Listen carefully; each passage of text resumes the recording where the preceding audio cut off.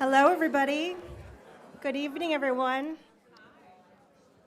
What an amazing turnout. I am so excited to be here tonight. We have the most amazing guest here, and my husband is not here with my kids yet, so that's stressing me out a little bit. Okay, I am Jessica Green, and along with Claire Nelson and Zena Jacques, thank you so much for joining us for Courageous Conversations, produced by Urban Consulate at Barrington's White House. For new friends, we've been gathering here since 2019 to explore how to foster greater inclusion and belonging in our community. We could not produce this Courageous Conversations series without your ticket purchases and the generous support of our sponsors, so please join us in thanking those who made tonight possible: Carol and David Nelson, Urban Consulate, and the Green family.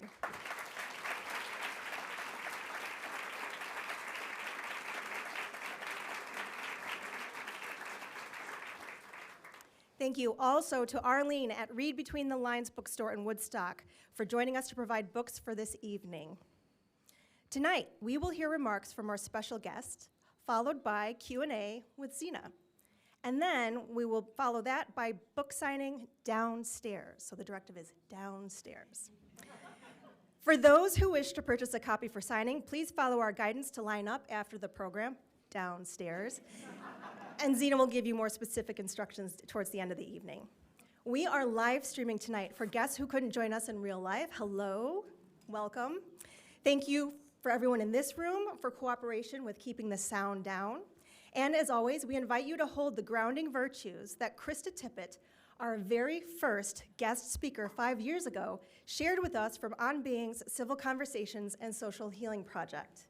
They are generous listening, humility, patience, hospitality, adventurous civility, and words matter. Now, without further ado, I'd love to introduce tonight's very, very special guest. Isabel Wilkerson, winner of the Pulitzer Prize and the National Humanities Medal, is the author of the critically acclaimed New York Times bestsellers, The Warmth of Other Suns, and Caste, The Origins of Our Discontents. Wilkerson's work, in the words of the American Prospect magazine, is the missing puzzle piece of our country's history. The Warmth of Other Suns won the National Books Critics Circle Award, among other honors, and was named to more than 30 Best of the Year lists, including the New York Times, the Los Angeles Times, the New Yorker, and the Washington Post. Time magazine named it one of the 10 best nonfiction books of the decade. The New York Times Magazine named Warmth to its list of the best nonfiction books of all time. Her most recent book, Caste, The Origins of Our Discontents, was published in August 2020 to critical acclaim and became a #1 New York Times bestseller. Dwight Garner of the New York Times called it an instant American classic and almost certainly the keynote nonfiction book of the American century thus far. Oprah Winfrey chose it as her 2020 Summer Fall Book Club selection, declaring it the most important book she has ever selected. Wilkerson won the Pulitzer Prize for her deeply humane narrative writing while serving as Chicago bureau chief of the New York Times in 1994, making her the first Black woman in the history of American journalism to win a Pulitzer Prize and the first African American to win for individual reporting. In 2016, President Barack Obama awarded Wilkerson the National Humanities Medal for championing the stories of an unsung history. As the historian Jill Lepore observed in The New Yorker, what Wilkerson urges isn't argument at all, it's compassion. Hush and listen. Please join me in welcoming Isabel Wilkerson to the stage.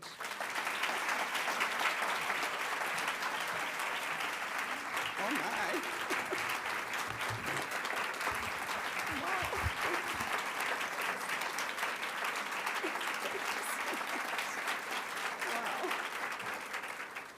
Thank you so very much for inviting me to be with you this evening. Whenever I'm in Chicago, it feels like a homecoming because truly this is where so much of my career, so many of the incredible moments that I've had the honor of experiencing have occurred right here in Chicagoland. It's here where I met Ida Mae Brandon Gladney, who was one of the most incredible human beings I've ever had the honor of knowing.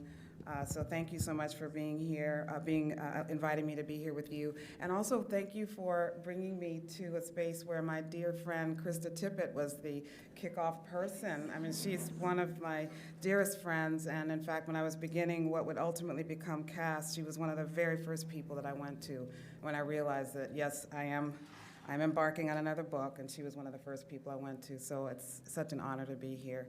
I want to say that, start out by also thanking you for the important work that you're doing, because we need to be having these conversations. We are not going to be able to progress as not just a country, but as a species, unless we begin to confront and deal with and think about how we got to where we are. So thank you so much for the work that you're doing, and thank you for having me as a part of it.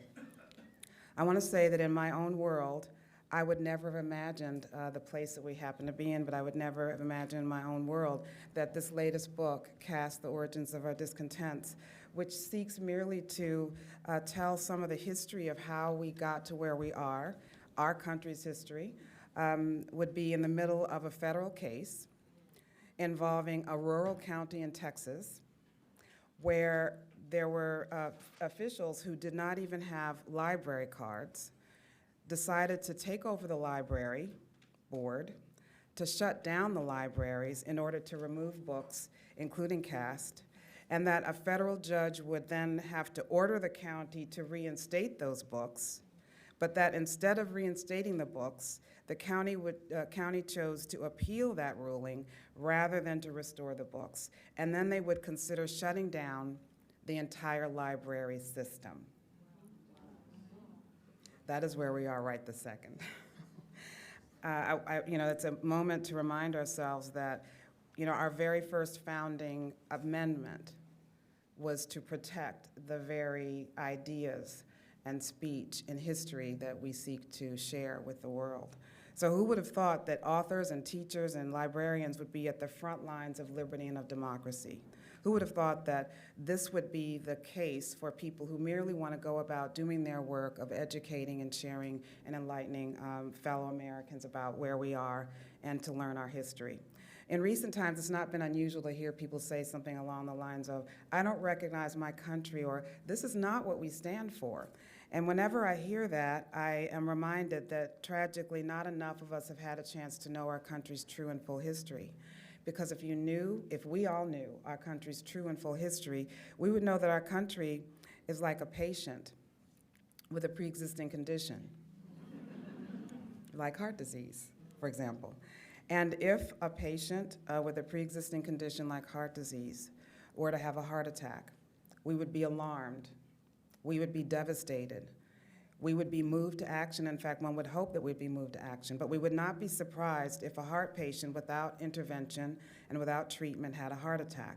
And so it is with our country, and so it is that we need to know the health condition of the country that where we live, which is such a critical part of the world in which we live and of our species. Now, my mission has been to use the power of language and of narrative to allow us to see ourselves differently and to be able to see the ways in which we have so much more in common with our fellow members of our own species than we otherwise might have been trained or programmed to believe. And so the work tries to have all of us put ourselves in the worlds of the lives of people that we otherwise might not know or might not think we have anything in common with, and to be able to imagine ourselves in worlds and in lives that we otherwise might not know. And so the goal is not to tell you what to think, not to tell anyone what to think. First of all, that's a losing game. When you try to insist or tell or argue with people, I do not argue. First of all, both of the books that I've done have 50 pages of notes. If you want to argue, argue with the notes. Don't argue with me. Argue with me on notes. But it's a losing battle, because the more you try to convince someone of something that you believe they need to know, the further they will be in trying to get there, because they're going to dig in their heels. It's a natural human thing. If you go on my social media accounts, one of the things that I describe myself, people assume that I write about all kinds of things. They assume that I write about politics. They assume that I write about race. They assume that I'm writing about gender, whatever it is. I'm not writing about any of those things. What I say is I'm writing about human nature. And with human nature, our response is when someone's trying to make us think something, we're going to do the opposite just because that's what human beings do. It's a beautiful aspect of what we do. It's a way of learning, and what I say is that the most powerful thing is to present circumstances, often to tell a story, and then allow the individual to connect the dots. It's much more powerful if people come to the conclusion on their own as opposed to someone telling them what that conclusion should be. In any case, so the genesis of much of my thinking and the reason why I'm here is because of these two books that I wrote. And one of them, which was the genesis of everything, was The Warmth of Other Suns. And in order to do that book, I spent 15 years on that book trying to find people around the country who had experienced this part of this mass migration of black Southerners to the rest of the country, which is one of the ways that Chicago got populated in terms of our demographics in Chicago and the Midwest. And so in order to do that, I spent 15 years on that book, and that meant that I spent so much time on that book that if it were a human being, it would be in high school and dating. That is how long it took me to finish that book. You might ask, what would you spend 15 years on? I mean, or why would you embark upon something that would take you 15 years? Well, I have to say that I did not know it would take me 15 years. I would never have started anything that would take 15 years. I found that once I was in it, once you're in year 12, what do? Do you just stop? And then just say, okay, these 12 years are a complete loss. There's a bust, and I'll just stop now. No, the further you're into it, the further you've got to go. And so there, year 13 still wasn't done. 14, and then 15, finally it's done. And so I spent all that time on it. And what would I spend that much time on? Well, this was about one of the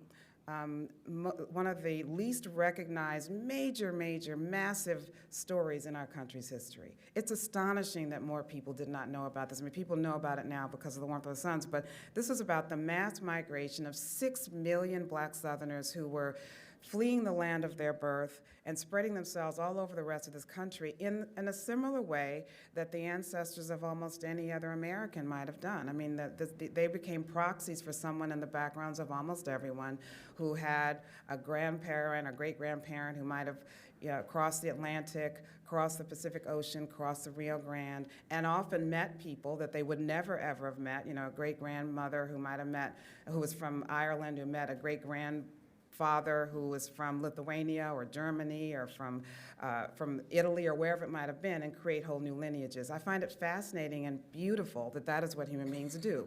And that is what happened within the borders of our own country. So they became proxies for someone in all of our backgrounds who had to have done what they did because we are here as proof of that.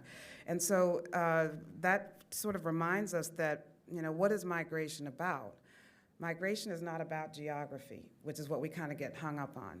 Migration is truly about freedom and how far people are willing to go to achieve it. How far do people feel that they have to go in order to achieve the dreams that they have for themselves on their hearts? And that is what migration is about. And this Great Migration was no different than that. But the difference with the Great Migration, which had such an impact on our country, was that this was the only time in American history that American citizens had to flee the land of their birth just to be recognized as the citizens that they had always been. No other group of Americans has had to act like immigrants just to be recognized as citizens. And so this Great Migration was not a move. Actually, very few migrations truly are. If you're going to be crossing the Atlantic Ocean, you're not just moving. That's a massive shift in one's entire life, and that's what these people were doing as well. So this was not a move. This was actually a defection. It's a whole different way of thinking about what happened in our country. This was a defection. It was a seeking of political asylum within the borders of one's own country. And what they were doing is they were defecting a world that was so arcane that it was actually against the law for a black person and a white person to merely play checkers together in Birmingham. You could go to jail if you were caught playing checkers with a person of a different race. That means that someone must have seen a black person and a white person playing checkers together in some town square, and maybe the wrong person was winning, or they were having too good of a time. But whatever it was that they saw, they felt that the entire foundation of Southern civilization was in peril, and they took the time to write that down as a law. The world that these people were fleeing was so arcane that in courtrooms throughout the South, there was actually a black Bible and an altogether separate, yes, I know, an altogether separate white Bible to swear to tell the truth on in court. That means that that the very word of God was segregated in the Jim Crow South. It is astonishing to realize how far the authorities went, how far the architects of that world that we call Jim Crow, how far they were willing to go. What that meant was that the same sacred object could not be touched by hands of different races, which is in some ways a foundational pillar of what we would never apply, generally would not think of applying to our own country, the idea of caste. Caste meaning an arbitrary graded ranking of human value in which everything you can and cannot do is based upon your location in that hierarchy. And one of the pillars of that, of any caste system, is the idea of purity versus pollution, which means that those who are held on top, or those who are perceived or assigned to be the very top, trained to protect themselves from the perceived pollution that could come from proximity to those who are deemed beneath them. And so this literally was a requirement in courtrooms throughout the South. The very word of God was segregated in the Jim Crow South.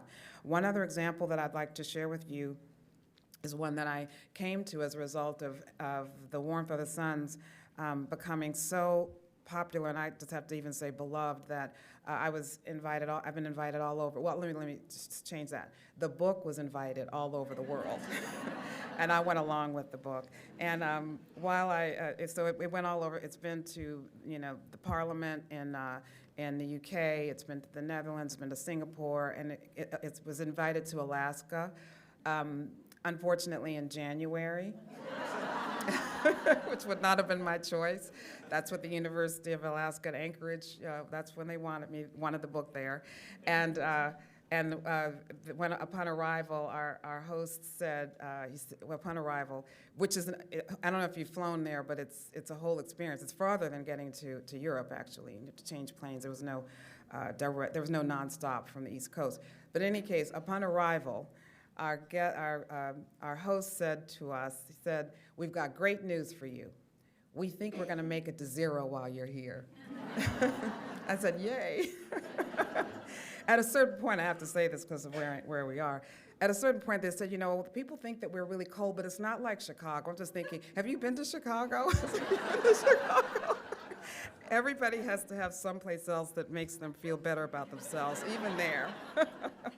In any case, the book was invited to Hawaii, and it was there that I was reminded of my most challenging audiences, bless their hearts, as I say in the South, which would be high school students, the toughest crowd you'll ever play to. Absolutely toughest crowd. And there I was speaking at a high school in Hawaii, and there I was attempting to describe the history about the Great Migration, and I was having a difficult time getting through to them. They were finding that it seemed so petty to them, they weren't able to understand or to pick up on what I was saying. So I tried to think of an example that would make it clear to them what it was like to live in that world.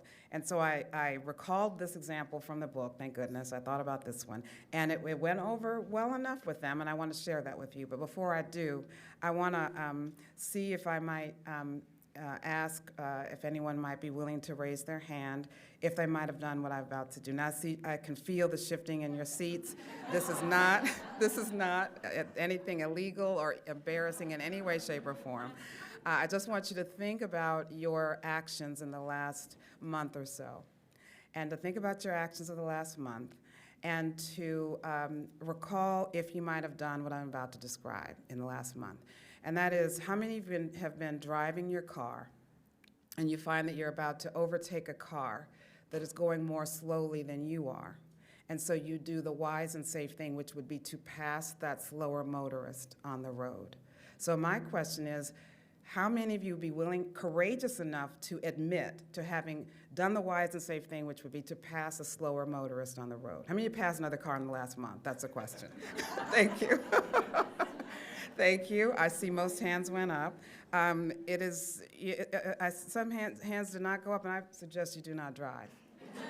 You don't drive, because it's all but impossible to not be driving your car, to find that you're passing another car, you're gaining on another car, and you do the wise and safe thing, which is to pass another car on the road.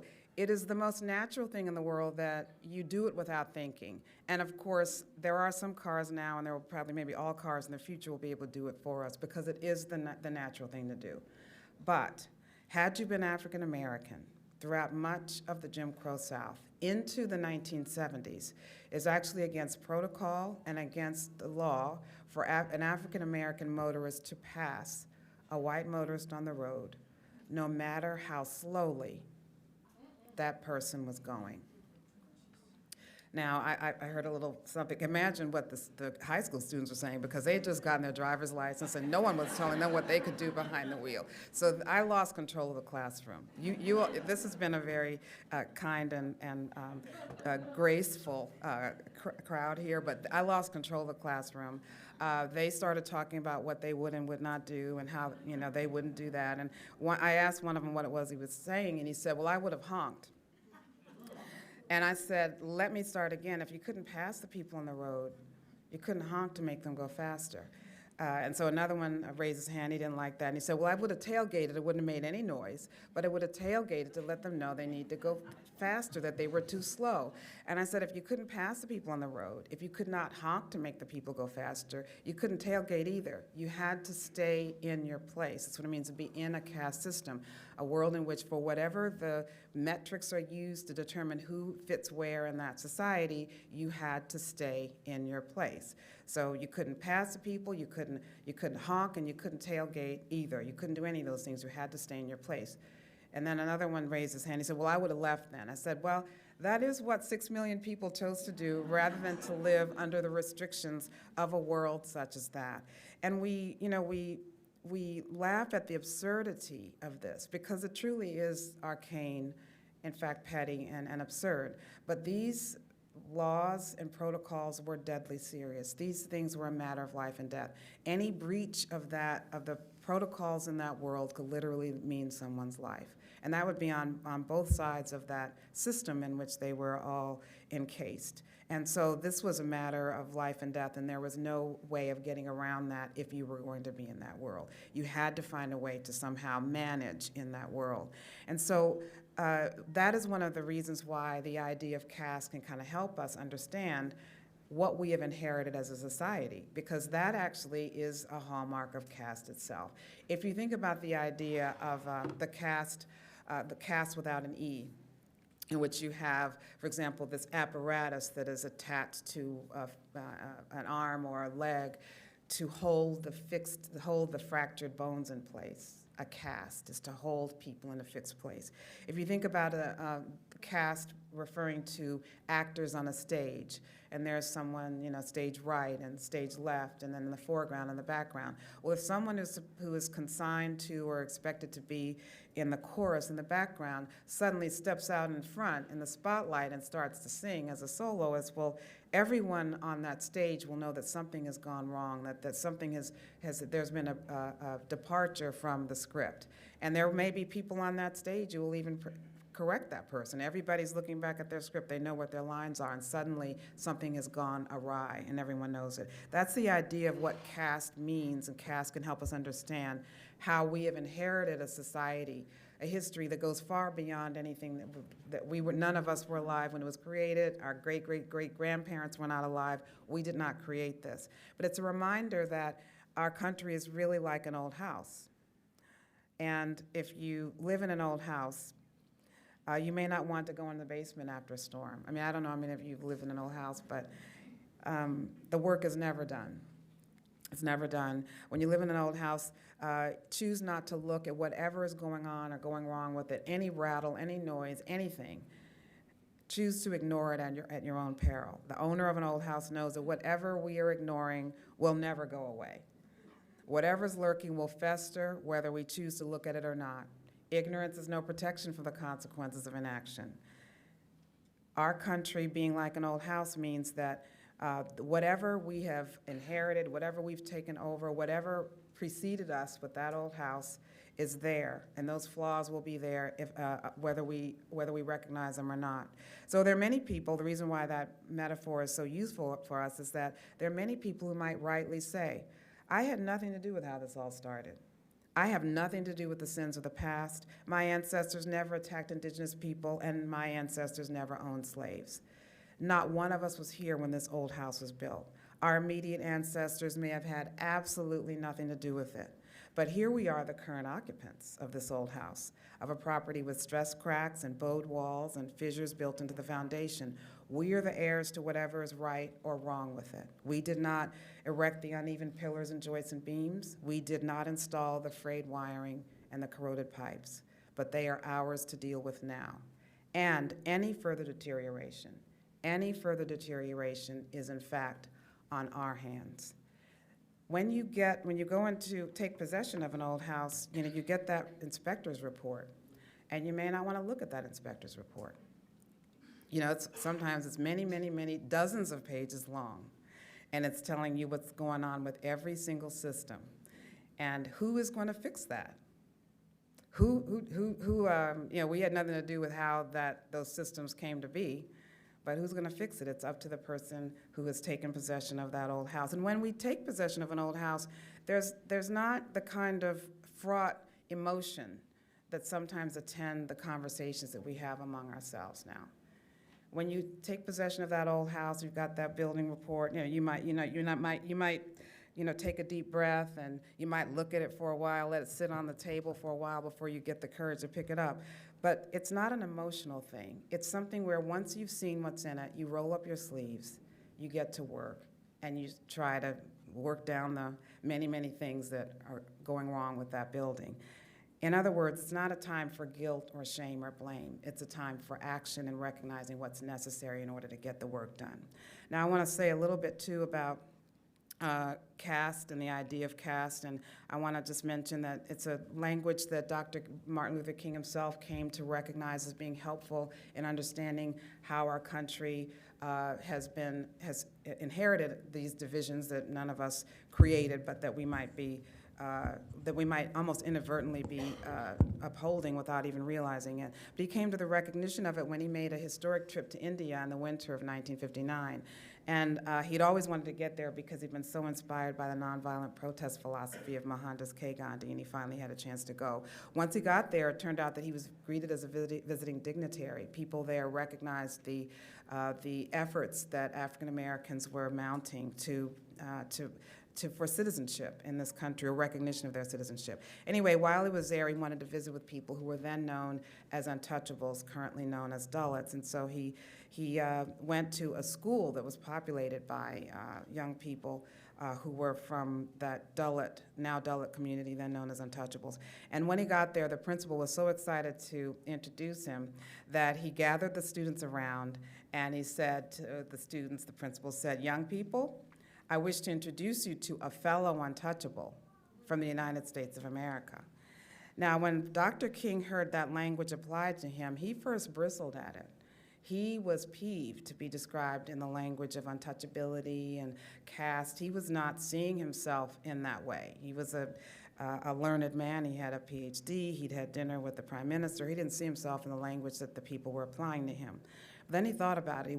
He thought about what was at that very moment 20 million African Americans back in his country who were being excluded from the body politic, who were being prohibited as to whether they could vote, prohibited as to where they could live, prohibited as to the schools they could go to and the kind of work that they could do, and that their efforts to be recognized as citizens were being met with tremendous hostility, resentment, and in fact violence. And so he thought to himself, I am an untouchable, and every black person in the United States is an untouchable too. Dr. King came to the recognition of the applicability of language that we would never apply to ourselves otherwise, because those who knew best what a caste system was, those who were at the very bottom of the caste system in India, instantly recognized caste when they saw it, and they connected our system, they connected their system of hierarchy to our system of hierarchy. So essentially, caste is an artificial, arbitrary, graded ranking of human value in a society. It's what determines one's standing, respect, benefit of the doubt, access to resources or the denial of access to resources, assumptions of competence, worthiness, intelligence. These are things that are undergirding, that are invisible, that we cannot see.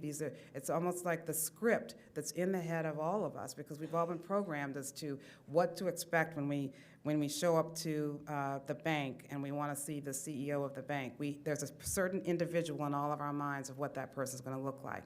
And this is the program that we have received over the generations and over the centuries. This came from the idea of what the colonists chose to do when they created our country, and even before there was the United States of America. Any number of arbitrary metrics could be used to divide and to rank people. In fact, even if we did not have the divisions that we have now, someone would create something else. It could be the color of one's eyes. It could be the size of one's foot. It could be one's height. This is what happens on schoolyards, for example. I mean, this is sort of the human impulse to find and to rank and to see who's cool or who's not. But when writ large across an entire society, it can have a massive impact that goes far beyond what may be going on in a schoolyard. In any case, any number of arbitrary metrics could be used to divide or to rank people in a caste system, ethnicity, religion, language, place of origin, anything, because it's all arbitrary. In our country, the metric that the early colonists chose to use to divide and to rank people, to determine who would be slave or free, who would have rights or no rights, not even over their own bodies, who would profit from the labor extracted from others, or who could be converted into a commodity, who could be bought, who could be sold, who could be won in a bet, who could be given away as a wedding present, was the metric that we have come to recognize and accept, although it's a fairly new concept, it's only 400 years old, the concept of race. Now let me emphasize that color is a fact. Color is a fact. Race is a social construct. It's a construct that is used to identify people on the basis of what they look like. That means that the colonists took otherwise neutral physical characteristics that should have no meaning other than the beautiful physical manifestation of the entire species. It's beautiful. There should be no right or wrong to how a person comes into the world. We have no choice. If you're lucky enough to be, born, to 6 feet tall and wearing a size 2 or 4. If you're lucky enough, be grateful, but that doesn't mean that you're better than anyone else, in other words. In other words, this is the range of beautiful physical manifestation. And yet the colonists chose to convert that into a meaning, into value, and assign an inherited role to people before there was even a United States of America. And thus, that is how this all began. And we are living with the after effects of that. I want to say, there's so much more that I want to say, but the questions that came in were so magnificent and meaningful that I'm wanting to cut short my own speech here to you so that we can get to those questions. But I do want to close with a moment. I'm scrolling through all these things that I want to say to you. But I do want to close with a moment that is one of the reasons why I do the work that I do. And that is that, as I said, I don't see myself as writing about race. I don't see myself as writing about class. I don't write about the things that people assume that I'm writing about. I'm writing about human nature and how can we recognize our common humanity. And that is one of the reasons that I embarked upon the 15 years of Warmth of the Suns, and then followed up with language that was used in the Warmth of the Suns, but which I think people were not always picking up on, which is the use of the term caste. If anyone's read the Warmth of the Suns, then they've already been exposed to caste. That was the language that I used to describe all those things, that, like not being able to pass someone on the road. But I'm also inspired by, I get asked about hope. That's a whole other story. But I would say I find inspiration as much, if not more, than hope. And I'm inspired by the quiet power and the bravery of the ancestors of all of us in this room who had to have made a heartbreaking decision to leave all that they had known for a place that they'd never seen in hopes that life might be better. That is what unites us in ways that we often don't tap into. Because the further you get from that moment of departure, that moment when our ancestors left whatever they left, the further it is to feel that same sense of compassion and empathy for those who might have come more recently than we have. And so I'm inspired by that, and I call upon us always to remember that, because those are the people that that paved the way for us to be where we are. I think that we as a society put far too much value on celebrity and the glamour and glitz of those outside of ourselves, whatever it might be, whoever we see on television, whatever we see outside of ourselves. I think that we all have heroes in our own families. And I think that we and our children and grandchildren and succeeding generations can learn so much more from the strength that allowed us to get to where we are, the particular strengths within our family. And we can all learn from that. And we each can learn from how other families have survived. The hardships and obstacles that they have. But in any case, I'm inspired by that moment. There's a moment in all of our backgrounds, it's just a matter of when an ancestor or ancestors had to make that heartbreaking decision. And that meant there's a young person, because migration is something that happens at a sometimes shockingly young age. Sometimes the ancestors of many people who many ancestors may have left when they were just 10 or 12 or in their teens. Migration is something that people do when they're a particular age. They're in their teens, maybe in their 20s. And so there's a young person standing at a dock about to board a ship that's going to cross the Atlantic Ocean or the Pacific Ocean. Or there is a young person who's packing up a truck that's going to cross the Rio Grande. Or there is a young person who is at a railroad station or a bus depot about to catch a bus or a train that's going to carry them across rivers and mountains to get to what they hope will be freedom in the north. And there with that young person, as they're about to board that ship, or they're loading up that truck, or they're at that bus depot, are the people who raised them. Their mother, their father, their aunt, their uncle, their grandparents, whoever it might have been who had gotten them to that point. And those older people were not going to be able to make the crossing with them. This is a young person's endeavor, and they were not going to be able to make that crossing with them. And so as that young person in all of our backgrounds looked into the eyes of the person who had raised them, there was no guarantee that they would ever see that person alive again. Think about the magnitude of that they would never see their own mother, father, grandparent, whoever it was, ever again. And remember how difficult things were at that time. You know, they weren't catching a plane, many of them, they were catching a boat, and there was no way that they were even going to be able to, they could barely afford the ticket, many of them, to even do that. There was no Skype, no Zoom, no texting, no email, not even reliable long-distance telephone service, and even if there had been, many of the people they were leaving did not even have telephones. This was going to be a complete break from all that they knew and all of the people that they loved. And the very next time that they might hear anything about the people who raised them might be a telegram saying that your father has passed away, or your mother is very, very ill. You must return home quickly if you are to see her alive again.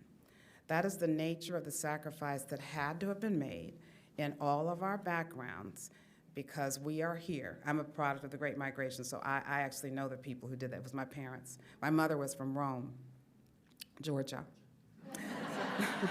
My father from Virginia.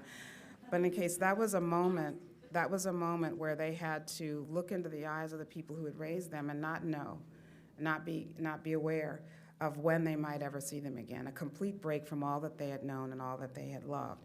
And so I am convinced that sacrifice that they made has bequeathed us a beautiful burden, and that is a burden to make their sacrifice mean something. I truly do not believe that these ancestors who risked everything in order to cross oceans and rivers and mountains to get to what they hope would be to freedom would do all of that only to find their descendants at war with one another. I truly do not believe that that is what they wanted for us. I don't. And I believe that we can learn so much from that by tapping into that which does bring us together and that we all have in common. So I want to close with the words of Richard Wright, who wrote these words about his moment of departure, which was, these words are in some ways a whisper. They're a prayer to all of us alive today about what is possible if we can imagine that which we can't even conceive of. Whatever we think is so far away that it could never be possible, I truly believe that he's whispering to all of us now. As he spoke these words, he was considering recalling his moment of departure at the age of 19 for this very place, Chicagoland. He left Mississippi in order to come here and became one of, we know, the most most famous novelists of the 20th century. So he wrote these words as a whisper, as a prayer to all of us today. He wrote, "I was leaving the South to fling myself into the unknown. I was taking a part of the South to transplant in alien soil, to see if it could grow differently, if it could drink of new and cool rains, bend in strange winds, respond to the warmth of other suns, and perhaps, just perhaps, to bloom." Thank you so much for having me.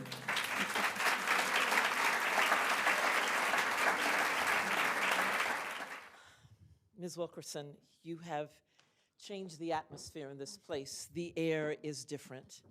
We are breathing in a different way. Thank you. Would you join me just one more time in gratitude?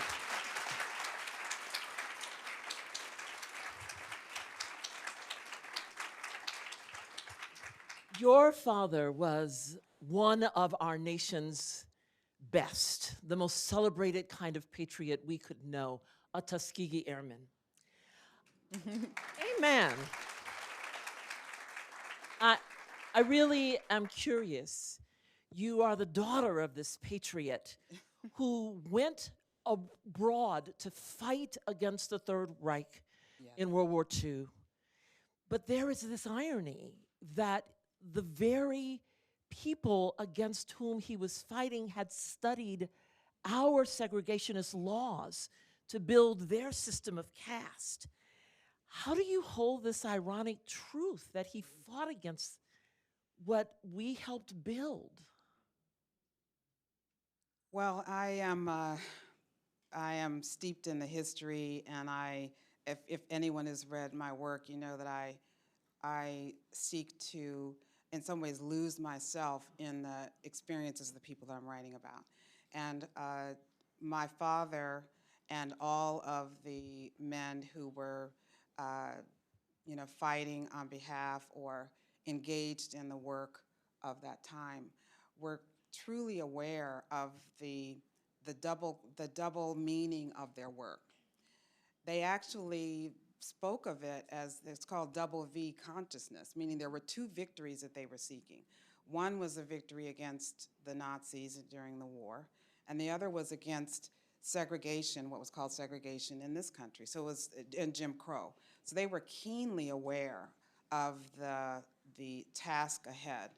And it might be said that one was fully vanquished and the other was not fully vanquished.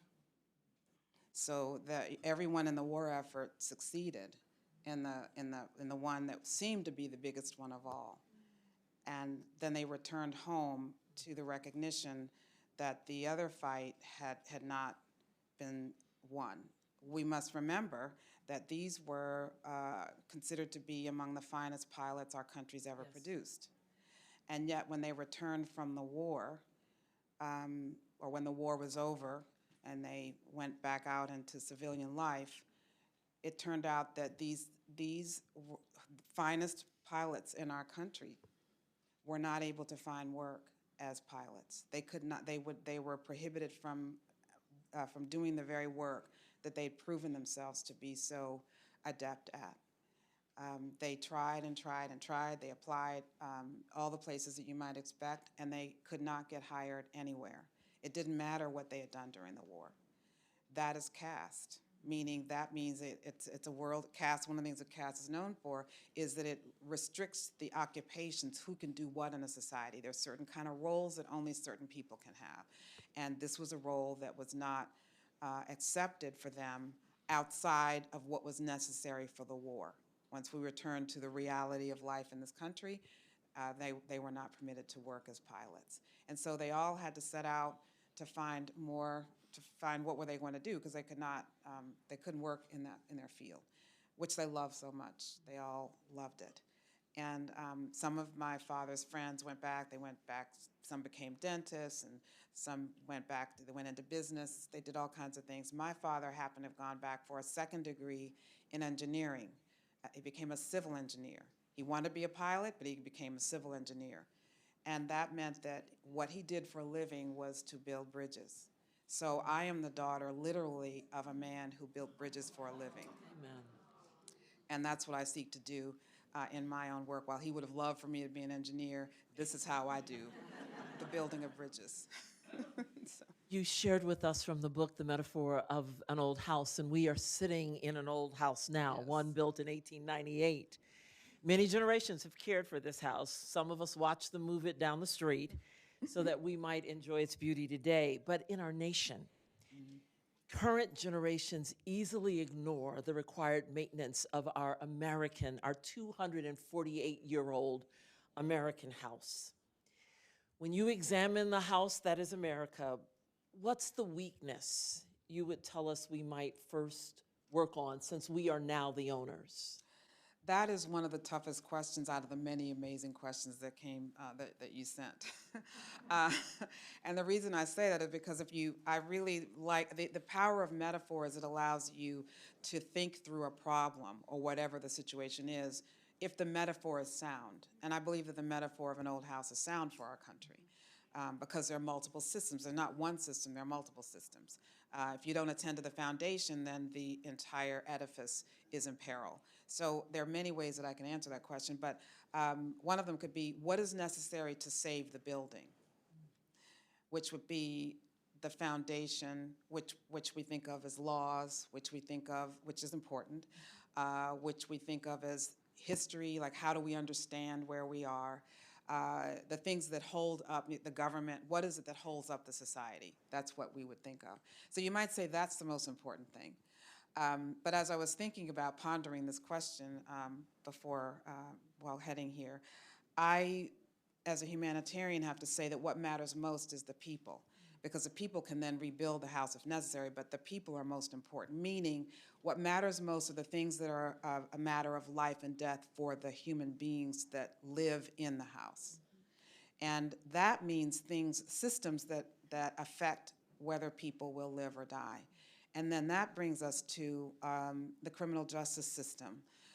That brings us to the proliferation of guns in our society that does endanger so many people. I mean, I'm not trying to I try not to be political, and I'm not an innately political person, but it turns out that our country has more guns than in the hands of civilians than any other country on the planet. That's a fact. Whatever one thinks about it, that's a fact. And so that is worrisome because that means that there's something about our society that feels it needs to be armed in the way that it is. That's what I'm saying. It's a message to us, whatever one thinks about gun control. I'm not talking about that. I'm just saying it's just a fact. So that's one aspect of where life and death can be in peril. The other one is our healthcare system. So the healthcare system is one that is so fraught and a matter of life and death because so many people are not getting literally the things that they need in order to continue to live. I'm a humanitarian, first and foremost, and it grieves me to think that there is such great wealth and technology where our country is in fact a leader in technology around the world, and yet that there are people who do not have access to the kinds of things that could prolong or allow them to live. The thing is that why I emphasize life over the building itself is that life is the one thing that we cannot recreate. We as human beings do not have the capacity, other than procreating, we cannot recreate a life that has been taken. And so that's why I would put a value upon life itself over everything else. One of the things that's happened in the 5 years of this series is that this community has asked what to do. So as we think about the repair of this 248-year-old house, having heard your answer, what would you tell this room of bright, engaged people they might next do? Well, I think the first thing we need to do is to read the inspector's report, which is the history of our country. And I don't say that lightly. I mean, I just think, as I said in the remarks, is that not enough of us know our country's history. We, for example, even when it comes to the Great Migration, I'm stunned, I was stunned in the process of working on it. Not to say that my work is the only thing to read, I'm just saying this is an example, that when people would read it, they would say, I had no idea. I had no idea this happened in our country. I had no idea that this happened in the lifespan, in my own lifespan, many people would say. I had no idea this happened in my state. People had no idea. And I think it's time that we have an idea. It's dangerous to not have an idea. It's dangerous to continue to be surprised by what we are seeing. If we think about, a car, for example, and if the car, if the brakes are giving us trouble and, we can hear a squeaking on it, it's not going to get better on its own. And there would be no reason to be surprised that the brakes might fail if we're not paying attention or don't know what to listen for, what to do when they're giving us problems. So there's no reason to be surprised when we have ways of understanding and knowing that even didn't exist maybe 20 years ago. There's so much history that's bubbling forth now. If people didn't know about the Great Migration, didn't understand how the cities came to be, why is there a South Side and a North Side in Chicago? Why do they look the way that they do? Why is there a West Side? Why does it look? Now, this doesn't mean that there are solutions in knowing alone. That's not but you cannot solve that which you don't know. And so that's where I would say one of the things that we can all do, because I can say that I think just from the response to The Warmth of the Suns, which has been out for 14 years now, that people didn't have an idea about something that happened within the lifespan of many people alive today. I'm just going to ask how many people here know someone born before 1965, for example. I mean, How many of us were born before? Exactly, exactly. Exactly. So if you know someone or were yourself born before 1965, then you actually know someone or were yourself born before this was a true democracy, because a huge swath of our country, of the population of our country, was not permitted to vote. That sounds like ancient history, but this is something within the lifespan of people walking among us today. And so this means this is not ancient history. Some of the things I was talking about with the Bible that was segregated in the Jim Crow courtrooms, that was into the 1970s. So this is not ancient history. We're not having to go back. People will say, well, slavery was a long time ago. And I could give you some reasons to see why it was not as far back as we might think. But certainly, if something happened within the lifespan of people walking among us today, that is not ancient history. And we're still living with the after effects of that. So first would be to educate ourselves, to be curious about how did we get to where we are, to tell and to teach our children so we can put an end to the constant being surprised at what we're seeing, and so that we can prepare succeeding generations for that which we didn't have the benefit of knowing. And then what I often say too is to take an account of what our strengths are as citizens. Each of us, has strengths, whatever it may be, based upon the industries we might be in, based upon the education that we have. And a lot of times it's so easy for us to say, well, why can't the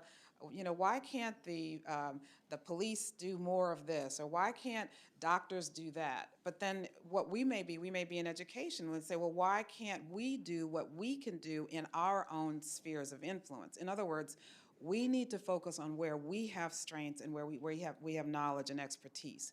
If we do that, if each individual were willing to do the work in their sphere of influence, imagine what could happen in this country. Because I think we spend a lot of time stunned at what other systems may be doing. What realtors are doing, and how, home ownership rates may be a certain way, but we're not in real estate. So yes, we can comment. We always can comment. We have First Amendment that allows us to do that. But that's not solving anything, because that's not our area of expertise. If we were to focus on what we can do within our industries, within our companies, within our institutions, then that's where things begin to, I think, improve and become more egalitarian and strengthen us much larger than just one particular person. I think we all have far more power and influence than we give ourselves credit for. In your talk, you said ignorance was no protection against the consequences of the deterioration of the old house. Yes, yeah. How do we inspire our roommates, all 300 million of them in this nation, to think about and to work against the deterioration that caste has cost our nation? I think what is really critical is to, in a way, take the conversation away from, let me put it this way, we need to be mindful of the members of our society and the members of our species who are suffering the most as a result of the inequities of our society that were built in long before any of us were even thought of. But I think that can obscure the ways in which all of us are affected by it. It allows us to think that those poor people who have to experience this and experience that, that's so sad and that's a shame.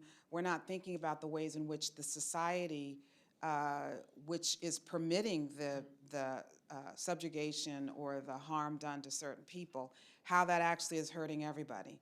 By thinking that we are somehow immune to that which may be hurting those who are most vulnerable, is one of the things that allows it to continue, because we think it doesn't affect us. And I want to give a couple examples of that. One is in working on this second book, Cast, I was looking in all directions, just open to the possibilities of messaging from whatever I might be reading, whatever I might see. And I happened to see this video interview, a series of interviews, on the street interviews with people in the UK. And they were being asked a simple question. They were all being asked, how much do you think it costs for an American to get the following thing done in the United States? And one of the questions was, this is about healthcare. How much do you think it costs for an American, for example, to have a baby? How much does it cost to have a baby in the United States? The people who were asked this question, the British people were asked this question, were woefully off the mark every single time. When told that it could be as much as $5,000 or $6,000 to have a baby in the United States, they could not imagine it. They had, I think they'd guessed like $500 or something ridiculous, something that would never ever happen here. And exactly, and the woman who was asked that said, to have $6,000 to have a baby? She said that's just nuts. And of course, that's just the beginning. I mean, don't let there be a complication. I mean, it could be far beyond that. And depending upon where you live in the country, all kinds of things. They absolutely had no concept. They were always getting it wrong. Then another one was asked, how much does it cost for an American if they have an accident or have an emergency to get transport, get an ambulance to the hospital? And they said, there's a fee for that? You mean their lives are at stake, and then they charge them to get them to the hospital? They had no concept of that. This is not to suggest that other countries have everything right. This is not what I'm here to say. What I'm here to say is that by recognizing how other countries might do things differently is in some ways a mirror back on ourselves as to how much harsher things may be for us than they have to be. And the fact that they could not conceive of the idea that someone would be charged just to be taken to the hospital because of an emergency that could literally mean their life says that it forces us to examine ourselves and examine what we permit to happen to us and to our fellow Americans. That's one way of looking at it. And then the other example that I would give is that we speak so highly about the importance of children in our country and the importance and magnitude of life itself in our country, and how important it is to protect children. We say that all the time. We say that all the time. And yet our country is one of the few countries on the planet, and certainly the only developed nation, wealthy nation in the world, that does not have something so very basic for parents at the most important moment of their lives, which is when they're bringing life into this world. And that is the idea of family leave, parental leave, when they bring new life into this world. That is a standard for the rest of the world. There are very few countries that do not allow that, do not permit that for new parents. And if we say that we care about children and we care about our country being a strong country, what is more important than allowing parents the chance to spend with their child in the most vulnerable moments of a human being's life, and to be able to bond with that child, and to be able to get that child off to the best start possible? We say that we value it, and yet the policies do not reflect that, and other countries do. And so what I'm saying is that when we recognize how we are harsher to our citizens, why? One reason, of course, well, you know what my answer would be, because of caste. But the way that it manifests is that there is a fear among far too many people, that if something like that is permitted for all Americans, and those who are not deserving, those who are for whatever reason not worthy of it, will take advantage of that which other people might get. So then no one gets it. And we all suffer because of that. And there needs to be a recognition that when we all suffer, when anyone suffers, actually we're all suffering, because that sets in motion the policies that we all have to live with. And there are other countries that do not have as harsh a treatment of all of their citizens in the same ways that we do. So the goal would be to have all of us recognize how we're all affected by this. And if we realize how we're all affected by it, that would be a way, I would hope, to be able to transcend these divisions so that we can have a fairer, more equitable, and egalitarian society. Yes, I was thinking that deserved applause. Thank you, Joy. I appreciate that. I'm curious if you think there's a connection between a scarcity mindset and the development and maintenance of a caste system. What I mean by that is, if everybody thought there was enough to thrive, would we focus on keeping people down at the bottom? Or is caste so deeply set in our bones that it's just there? I do think that there is a connection between the manufactured scarcity, because it's manufactured. I mean, we're the wealthiest nation on the planet. There is more than enough for all of our citizens ultimately. But we have been programmed to believe that there's not enough. And we've been programmed to believe that if certain people get something, then others are by definition getting less than they deserve.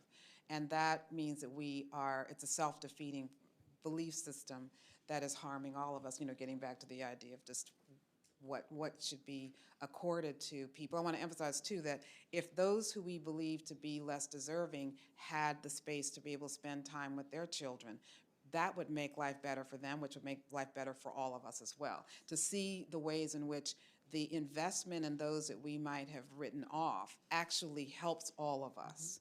And that's the reason why the scarcity mindset is in some ways has a stranglehold on us, because we're so focused on what others might be getting as opposed to what we think we should be getting. And that is defeating all of us. It means that there's actually less for all of us because we're spending so much time and energy. There's a tremendous cost to maintaining these divisions. I mean, one of the things that, going back to Jim Crow, is that Jim Crow and all the segregation that was part of that world was extremely expensive. So a lot of people would say, well, they were doing it because of the money. The money and profit was, something that is always a part of our society and a capitalist society. But that was not the motive, because it was very, very expensive. For example, to maintain 4 of everything, restrooms, water fountains, or 2 water fountains. There was a story in one of the Sons about the building of a new bus depot in Jacksonville, Florida. And because it was state-of-the-art in 1959 or whenever it was built, it was in the 50s, they wanted the best of everything. And I think Greyhound has just announced that it's going out of business. So this is talking about how technology has changed so much in that time period. But in any case, there's a new bus station opening up in Jacksonville, Florida, thinking that that's sort of like a new airport for them. And they were going to have state-of-the-art everything. They were going to have of course, the restrooms were going to be segregated. So there were 4 restrooms that had to be built and maintained. They were going to have a new lounge area, and that was segregated. So there had to be a black lounge and a white lounge. All of this was happening. Very, very expensive to maintain all of this. Even if they were shoddily maintained, they had to be maintained to some degree. Just the plumbing alone had to be maintained. And so one of the theater owners at that time, there's a story that ran in the Wall Street Journal around that time, and the theater owner said, it's costing us a fortune. It's costing us a fortune, but we can't say a word about it because we can't talk against this whole idea of Jim Crow. So it's very expensive in order to do that. So maintaining the divisions and the cost of the divisions are costing us on so many levels. And if money is the only way people understand it, then they could see the ways in which it's costing us financially. But of course, as a humanitarian, the biggest cost is human life itself. because that cannot be replicated. I want to quote from the book in chapter 14. The chapter is The Intrusion of Caste into Everyday Life. You describe the thievery of caste. It is the story of two DEA agents who tracked you, who stalked you, and harassed you in a major airport for no apparent reason. It is chilling, it is threatening, and all too familiar to those of us who are outside of the dominant culture. But I'm curious what you hoped to teach by telling that story and what you want this audience to know and do, because now that story is part of their lexicon. Well, for those who don't know the story, it's not something that I speak about that often. It's still really, it's chilling and it's very painful to contemplate. But that was one where I was as any of you know, I was a national correspondent and then bureau chief for the New York Times. And for that, we did a lot of travel. We had 12 states. We were based in Chicago, and we had 12 states to cover. So I used to tell people that I catch planes like other people catch the L, because that's how often I was on a plane. And so this was a day trip to Detroit, which meant that because I was arriving first thing in the morning, I was going to be leaving in the evening for an interview I was doing. I didn't have any bags. There was no need, and I'm a frequent traveler, so I'm constantly on the road anyway. And so upon arrival there, I was walking through the terminal trying to get to the Avis rental car bus, because everything was tightly controlled. I mean, I needed to get on the bus in order to get the car, in order to make it to my appointment in time. And so I was thinking very clearly about the various things I was going to have to do that day in order to make this possible, this trip to be successful. And while I was walking, there were some people two people, a man and a woman, as I recall, who were on both sides of me, who were running toward me and then were walking alongside me as I walked pretty fast. And they were walking alongside me as I was trying to get to the rental car bus.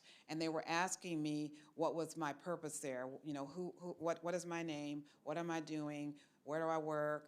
Why are you there? What are you here for? How long are you in Detroit for? This was just a bizarre out-of-body experience. I mean, as much as I try, millions of miles I've traveled. So this was a very bizarre thing. And if anyone has traveled in any capacity, you're thinking, I don't have to explain to you why I've just arrived in Cleveland. Why would I have to tell you why I just arrived in Cleveland? It was a very bizarre thing. And they were very insistent on that. And they were following me the entire time as I was walking toward the bus, asking me, and I told them what I was doing. I told them I was, with the New York Times, but I was also curious as to, well, why, and they weren't saying why. So I made my way to the rental car bus, and instead of them leaving me there, they got on the bus with me. Which was extremely, uncomfortable. I was singled out. Why would you single me out? Well, it's very clear why I was singled out. I was singled out because of what I look like.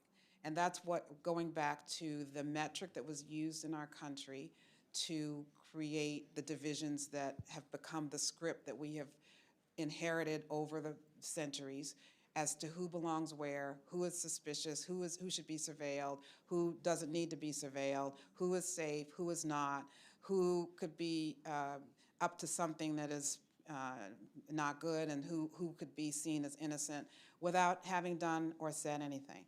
It was based upon what I look like. It was based upon immutable traits that I have inherited. And again, this is the beautiful physical manifestation of the species. But it stood out, you could say, a woman of African descent who's purposefully walking through the airport to try to catch a rental car bus seemed suspicious to them. And it did not matter what my actual experience might have been, or that I was seeing myself as like any other business traveler there, which is what I was. They were thwarting me on my task, which was to get the story, get the interview so I could write the story for my employer, the New York Times. And so I included that in the book because it's a much longer drawn out, it's a much more involved experience because of the effect that it had on me and what happened on the bus with the people who were on the bus. They were equally disturbed by it and flummoxed by it. I mean, imagine, here's mostly businessmen. Remember, this is a world in which this was in the, I guess, the 90s, and the world was still, most businessmen looked a certain way. What do we think of when we think of a businessman? So I don't look like a businessman, nor do I wish to, by the way. There's nothing wrong with this. But I was seen as distinct, different, unusual, and therefore suspect. And so the reason why I included that was because I wanted people to see that this can happen, these distinctions made, the surveillance goes into gear upon just the sight of someone who is seen as out of one's place, out of her place in an environment that is seen as being set aside for people who look a particular way. One of the reasons, there are several other examples in the books. There's another one similar to that didn't have the high stakes of this, because in that case, that meant that I was essentially, the police, that you don't just, you have to do what they say. And of course I did. And I found an interesting way to alert them to who I was. You'd have to read the book in order to see that. But I included that because, again, with an awareness of how there are groups of people in this society who bear the brunt of our divisions. I am one of the people in that group. But people in the group who bear the brunt of these divisions work for, among, and with other people who may not be bearing the brunt of those divisions, they think. But if I were not to have been able to complete that story, that would have hurt the paper, that would have hurt the story that needed to be done, that would have hurt the person who was preparing for the interview that I was about to conduct of them. It radiates beyond the individual who we might focus on as the main target of our divisions of the hierarchy of what I call the caste system, which could be called racism. There's an aspect of race, obviously, so that means that race was the metric that was used there. And so it harms more than just the person who's a target. It hurts the entire system that person is a part of. We bear the greatest brunt because if you read that example, you'll see the ways that it affected me beyond that. But this was there for those who, believe that these things don't happen, for those who might be inclined to want to distance themselves from it because it hasn't happened to them. It hasn't happened to them. And for those who might feel that it doesn't affect them because it might not happen to them, but it could happen to an employee, it could happen to a supervisor, it could happen to any number of people who we're dependent upon and interconnected to. We're all interconnected, and that's why I wanted to include that. There's an organization that I know you know at UC Berkeley, led by the inimitable John A. Powell, called the Othering and Belonging Institute. One of their principles is belongingness entails an unwavering commitment to not simply tolerating and respecting difference, but ensuring that all people are welcome and feel that they belong in the society. They go on to say, to do this, we have to humanize the other, challenge and reject negative representations and stereotypes of those unlike us. Yes, so I had the pleasure of doing an event with him when the book came out in paperbacks. He's such a lovely, lovely man. There's a quote in the book about how in caste that there's no religious belief system that says tolerate your neighbor as you tolerate yourself. No religious tradition says tolerate one another. Think about that. So tolerating is the bare minimum. You tolerate mosquitoes in the summertime. That's what tolerating is. We should not be tolerating other members of our own species. I also, language is important, and language can be, I'd like to interrogate the word, that you didn't mention this, but I'm thinking of the language that people will often say is that I'm doing this work in order to humanize this group of people, or this group of people needs to be humanized.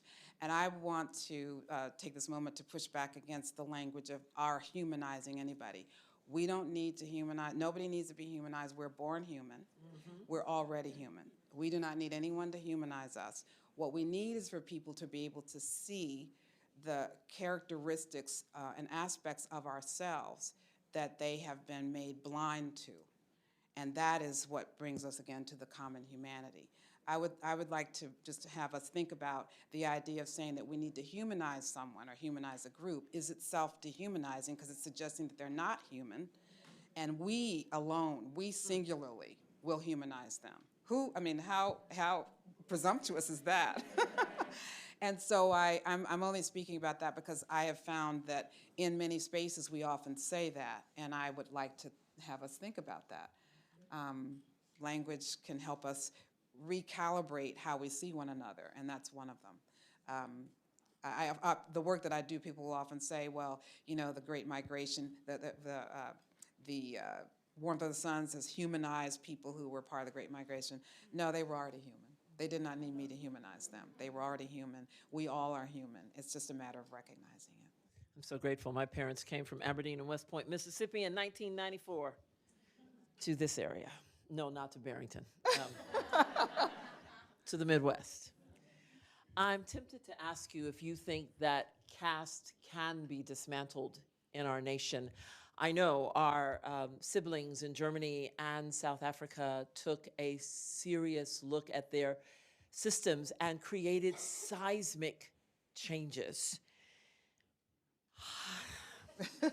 What lessons might we learn from our younger siblings? Isn't that interesting? Younger siblings in every, I think a lot of people are not aware. I was stunned in the process of working on researching caste, the origins of our discontents, stunned to discover that the Nazis had actually sent researchers to the United States to study how the United States had managed to subjugate its African American and its indigenous populations.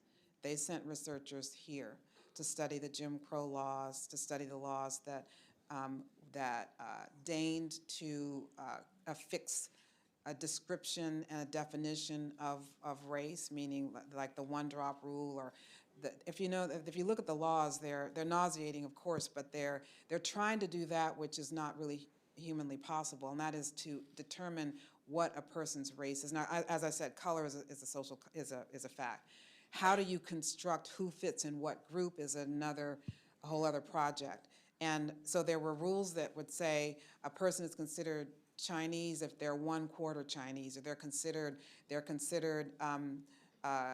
indigenous if they're 1/8 indigenous. All of these distinctions that are about fractions of blood. The Nazis were fascinated by that, and they actually sent researchers to study this and to study exactly how did Jim Crow work. It's astonishing. They did not need to learn how, or send anybody to learn how to hate. That they had down pat. So let be very clear that they did not come here to learn how to hate. They came here to learn how to create a presumably justifiable set of jurisprudence that they could use that would be seen as rational and acceptable on the world stage, as they were trying to figure out how to define who was what in their society. And that is startling and gut-wrenching to even contemplate. The other thing is that they also studied the eugenicists who were popular in the United States in the years leading up to the Third Reich. They were studying the books that were written by American eugenicists. Many of the American eugenicist books were bestsellers in Nazi Germany. So they were looking at multiple aspects of what was going on in this country, sickeningly so. When it comes to South Africa, many people will describe Jim Crow. They'll say, well, the way that you understand Jim Crow is to just imagine it as American apartheid. That is a misnomer. And the reason it's a misnomer is because of what you said. and that is that looking at the chronology, the United States laws about Jim Crow, the things that I described about the ways in which you could or could not do various things based upon what you look like under Jim Crow in the South, predates apartheid by many decades. They, too, sent people here to study what the United States did before creating apartheid. This is sickening and shocking, but it's necessary for us to recognize. It's necessary for us to understand that they came here to study what we did. That means that we have the possibilities of being able to transcend this by setting a new standard as Americans, as this country. In theory, we have the potential to be able to do that. We are leaders in technology. We are leaders in so many aspects, information technology, in healthcare, in so many things we are leaders. In culture itself, I mean, the music that we produce goes out to the world. Why is it that we cannot be leaders in finding ways to have a true multi-ethnic, multiracial democracy or society that is more egalitarian than maybe the world has ever seen? Now, we were talking about what could we learn from these other societies. One of the things that they did, well, first of all, Nazi Germany was vanquished completely. So that was one thing. I mean, to eliminate everything, that's one way to do it. That can't happen. I mean, that's not something that anyone would suggest, would be in any way possible or desirable in any way, shape, or form. In other words, there was a war, and they lost. And as a result of that war, generations later, they have now, instead of running from history, which is what is happening all too often in our country, they run toward that history. They respect that history. They incorporate that history into their current identity. They teach their children from as young as a child could begin to understand why one group of people might be resentful or hateful toward another group. They have replaced they've taken those places of horror and converted them into places of learning. They did not destroy those things. They have converted them into places of learning. They also have many, many monuments, whereas in our country, the monuments to those who were the fomenters of division in this country, the Civil War, those who were the Confederates, we have many, many monuments to the Confederates, and not just in the South, they're all over the country.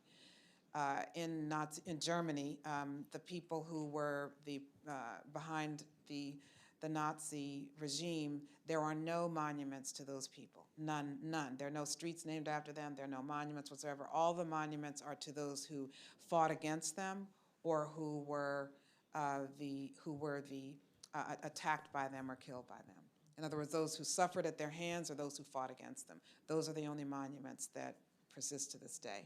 So they have found ways to uphold the lessons of the history as opposed to upholding those who perpetrated the horrors of that history. And that sends a message to everyone in that society about what really matters and what's valued. I want to go back to the book again. There's a moment when you encounter a high-born member of the Indian caste system. His name is Tushar. Mm-hmm. Though he's benefited from the system, he tells you in the book that he spent his life trying to understand how it was built and how it was maintained. Now, he's a beneficiary of this system. He's not the highest caste, but he's the next highest. Yeah. And you remark in the book that both he and you were miscast, and you could each see the delusion that had shaped and restricted the other. I understand the cost of being miscast if you are kept down in the system. I am curious about him and his interest in understanding the system and its meaning and his benefit from it. Why do you think he was seeking to shift it? And how might we inspire more beneficiaries of our caste system to seek to shift it? Well, when the idea of caste is the undergirding of all the isms. Caste could be seen as if you think about it in in a spiritual, transcendent context beyond where it's often applied, which would be in South Asia, thinking beyond that. The idea of, like I said, of caste, the apparatus that's affixed to an arm to hold the fractured bones in place, caste without an E. When you think about the idea of what caste is, it is the underlying source of divisions upon which all other divisions could be mounted, whether it's gender, whether it's anti-Semitism, whether it's homophobia, whether it's xenophobia. All of the phobias and isms could be activated to maintain the prevailing system in which certain people are here and certain people are down here, and then there are people in the middle. And that means that all these various characteristics that we come into the world with are affixed to value. There is no number, there's no actual dollar value, but there's a calculation that goes on in the mind when we see an individual and we assume, what does this person do for a living? What is their value in our society? There are people who are, the authorities on the streets who make a split-second decision about whether this person is a threat and whether they will shoot that person or not. For example, that's a matter of life and death. And so when we think about it from that perspective, that means that everyone is kind of, one way of looking at it is we're all caught up in the programming. Actually, there's a chapter in the book about the matrix, we talk about the red pill. The idea that if we are all asleep to the ways in which we're programmed, then we're all harmed by definition because we're not aware of the ways in which we're affected by that which we've inherited. But beyond that, when you think about the various characteristics that put a person higher or lower than someone else, and I mean, I hate to even speak in these terms because I don't believe that we should be, that we should be believing in this, but this is the world we live in, a world in which if a person is a particular gender and is extremely tall, or as a particular gender is extremely short, then that has meaning in our society. For example, there's an advantage to being tall. There's an advantage to various things. There's an advantage in our society to being thin as opposed to being others. This should not be. I'm just saying this is the definition. This is what our society tells us. And so what it means, though, is that beyond those specific attributes, it means that there are assumptions that are being made about all of us at any given time. And that puts restrictions on all of us. I mean, I think about the fact that there have been women throughout history who have been incredible STEM-oriented people. For example, there's some women in my family who are so into STEM that they celebrate Pi Day, P-I Day. If you were to look at them, though, people would assume that they would have no facility in physics or in calculus, none whatsoever, but they do. And then there may be men who have no interest in that, though they'd be expected to, and they might actually prefer to do that which society says they shouldn't be doing. There are immigrant groups that put a lot of pressure on their children to go into medicine or to go into law or to go into engineering, when the people would much rather be a poet or they'd much rather be a painter. I mean, we're all aware of the pressures that are put on people to do that which is seen as valued by the society, and thus you must follow this path. I rejoice when I see there's some Indian and there's some Korean comedians that I love because they are breaking caste. I mean, just the examples of breaking caste, for example. When I actually follow a group, I don't really, not on Twitter or X or whatever it's called now, but I used to follow these people who were African-American physicists. I love the idea of that. The idea of breaking free of that which we have been told we're supposed to do is an aspect of breaking caste, whatever it may be. There may be fathers who are far more nurturing than the mothers who've given birth to the children. Doesn't mean that the mothers don't love their kids, that they don't adore their kids. But there's no reason to assume that just because you come into the world looking a certain way, that you're naturally wanting to do a particular thing that society says that you want to do. There are many, many stay-at-home dads who would much prefer to do that. Much prefer, and they should be permitted to do that. That's what I'm thinking about caste beyond just the word that we often think of. I'm thinking caste in a global, transcendent way. If we could break free of it, then that means every individual would be able to be their true, fullest self, whatever that is. Whatever that is. And that's the goal of this. I'm watching my clock, and so I'm going to skip to the last question because I know there are people who are buying books and who want time with you. Your scholarship and writing are breathtaking in the way of both a griot and a mathematician. You write with such soul and such heart, and you write with the precision of a mathematician. We're grateful for both books. We're grateful for your work. As I read them and as I think about the work we've done over the last 5 years, I want to ask you, what's your theory of change? How does your thinking align with Brian Stevenson? Because we have heard him say that in order to do the work of change, you have to get proximate. But caste keeps us separate. Mm-hmm. So what's your theory of change? How do we go from this night into the world to make a difference?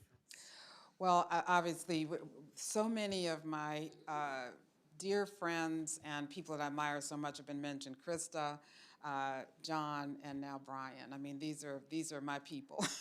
So I'm thrilled to be able to be in their space and to even contemplate what they bring to the world, because we're all doing what we can out here and working as hard as we can. I'm interrogating the word proximate, because proximate is part of what we need, but proximate is not sufficient, because we have seen places where people can be close physically, but that does not mean that they have an investment in the other person. We need investment, not just proximity. We need to feel that we have a stake in the well-being of others in our own species. I've stopped even using the term people. I use species, because the era in which we're living, we need to recognize that we are all in this together. Whatever is happening with, and I'm not going to get on a climate change thing, but if something, first of all, it should not be 60 degrees in March in summer. It really shouldn't be. I mean, I'm just saying. I mean, I'm happy that it is, but for our planet and our species, it's not the best thing in the world. And so I feel that if something is going on the other side of the planet with people that we think we have nothing in common with, that is not true anymore. It is simply not true. We have to have an investment in everyone in our species, because our very lives and futures depend upon it. This is no time for the ongoing divisions. This is no time for us to be feeling separate and apart. And proximity is not going to be sufficient, because you can be sitting next to someone else on the L, but that doesn't mean that you have an investment in that person. You get off the train, and then what are you going to do? I feel as if if we have learned anything from COVID, it is that this inanimate entity without a brain managed to shut down in the entire globe, managed to outsmart a presumably smarter species, but because it doesn't care about color, it does not care about race, it does not care about gender, it does not care about nationality or borders or passports. It saw any human being that had access to long enough, that was good enough for them. They saw what we have in common. COVID saw what we have in common if we ourselves did not see it. And that is that we're all in this together. And we have got to start recognizing that. We cannot be outsmarted by this organism known as COVID, meaning we cannot allow ourselves, we need to be using the brains that we have and using the knowledge that we have now been bequeathed, and be able to use the technology for the good, and to recognize that we are all in this together, and it's time we started to act like it. Have you enjoyed tonight?